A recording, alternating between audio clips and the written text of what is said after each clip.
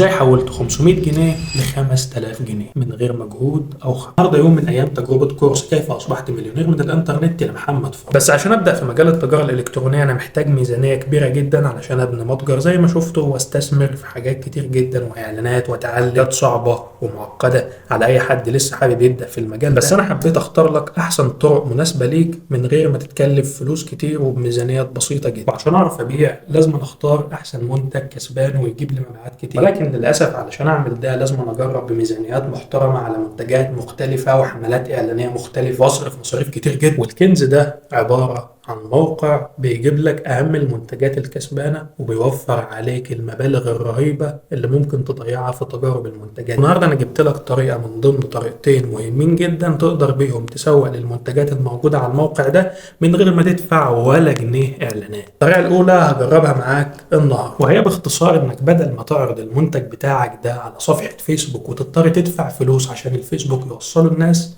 لا، تعرض المنتج بتاعك ده على ماركت بليس. وميزه ماركت بليس هنا انه بيوصل المنتج بتاعك للمستخدمين واعداد مهوله من غير ما تدفع ولا جنيه. اهم حاجه تشتري نسخه من المنتج ده وتصورها كويس وتبدا تعرضها للناس، ومن هنا هتبدا تجيلك رسائل كتير جدا وتقدر ان انت تبيع ومن غير اي فلوس او مصاريف على الاعلانات. دي كده كانت اول طريقه معايا النهارده. اما لو عايز الموقع اللي تقدر تختار من عليه المنتجات الكسبانه في التجاره الالكترونيه هتلاقيه عندي في البايو.